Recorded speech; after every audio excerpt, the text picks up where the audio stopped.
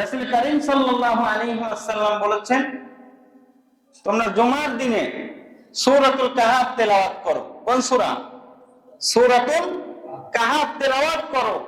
কারণ কিয়ামতের আগে দাজ্জাল আসবে, সে মানুষদেরকে বলবে যে আমি খোদা, আমাকে বিশ্বাস করো। তার এক হাতে থাকবে জান্নাত আর এক হাতে থাকবে জাহান্নাম। মানুষদেরকে এভাবে ধোঁকায় ফেলবে। সে দেখাবে এই দেখো জান্নাত, আমি খোদা, আমাকে বিশ্বাস করো। আর এক হাতে দেখাবে এই দেখো জাহান্নাম, আমাকে বিশ্বাস করো, আমাকে খোদা বলে মানো। তখন মানুষ এই ভ্রান্তিতে পড়ে যাবে, এই দাজ্জালের ভ্রান্তিতে পড়ে যাওয়ার ফলে জান্নাত দেখে মানুষ তাকে খোদা মানবে, মানুষ ঈমান হারা হয়ে যাবে। হাজার লক্ষ কোটি কোটি মানুষ ঈমান হারা হয়ে মৃত্যুবরণ করবে। সে বলবে যে এই দেখো জান্নাত, তুমি যদি আমাকে খোদা মানো এখনই তোমাকে জান্নাতের ভিতরে আমি ঢোকাই দিব। সে বলবে ঠিক আছে, আমি তোমাকে খোদা মানতেছি। আসলে জান্নাতের ভিতরে ঢোকাই দিবে, কিন্তু আসলে গিয়ে পড়বে জাহান্নামের ভিতরে। আবার মুমিন ব্যক্তি তাকে দেখলেই চিনতে পারবে।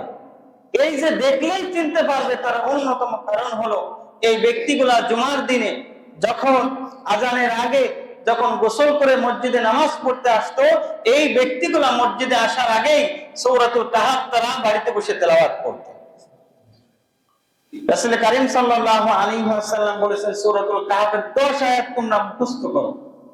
প্রথম 10 আয়াত যদি মুখস্থ করতে পারো, তাহলে আশা করা যায় এই দাজ্জালের ফিতনা থেকে তোমরা রক্ষা পাবে। তো এই সাহাবী রাদিয়াল্লাহু তাআলা আনহু রাতের বেলায় সূরাতুল কাহাফ তেলাওয়াত করতেছেন। তিনি বাড়িতে বসে তেলাওয়াত করতেছেন। তিনি দেখেন তার রাস্তা বলে ঘোড়া রয়েছে, ঘোড়া লাফানো শুরু করতেছে।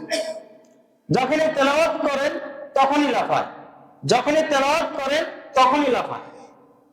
তিনি তার এই তেলাওয়াত বন্ধ করে দিলেন। বন্ধ করে তিনি ঘোড়ার পাশে তার সন্তান ছিল, আস্তাবলের পাশে তার সন্তানকে রাখা ছিল, তিনি তার সন্তানকে সরিয়ে দিলেন। এবং সকাল বেলায় রাসূল কারীম সাল্লাল্লাহু আলাইহি ওয়াসাল্লাম মেয়ের কাছে গিয়ে সে বলল যে ইয়া রাসূলুল্লাহ, আমি রাতের বেলা যখন আমি সূরাতুল কাহাফ তেলাওয়াত করতেছিলাম, তখন দেখি যে আমার ঘোড়া এরকম করে লাফানো শুরু করে দিয়েছে।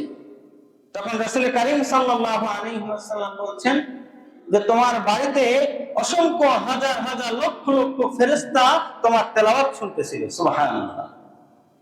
যে গুরুত্ব আল্লাহ তাআলা রব্বুল আলামিন দিয়েছেন এই কোরআনকে, আল্লাহ তাআলা রব্বুল আলামিন বলেছেন, ওয়ানুনাজ্জিলু মিনাল কুরআনি মা হুয়া শিফাউ ওয়া রাহমাতুল লিল মুমিনিন।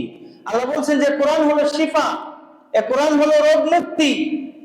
কোথায় কোথায় মানুষের রোগ আছে আল্লাহ তাআলা রব্বুল আলামিন এটা খুব ভালো করেই জানেন।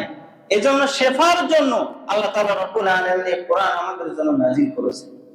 আর কোরআন যেখানে তেলাওয়াত করা হয়, কোরআন যেখানে তেলাওয়াত করা হয় সেইখানে শয়তান থাকতে পারে না। কোরআন যত মানুষের মাঝে তেলাওয়াত করা হবে, আপনি যত কোরআন তেলাওয়াত করবেন, আপনার ঘরের ভিতরে যত কোরআন তেলাওয়াত হবে, এই ঘরের ভিতরে শয়তান প্রবেশ করতে পারবে না।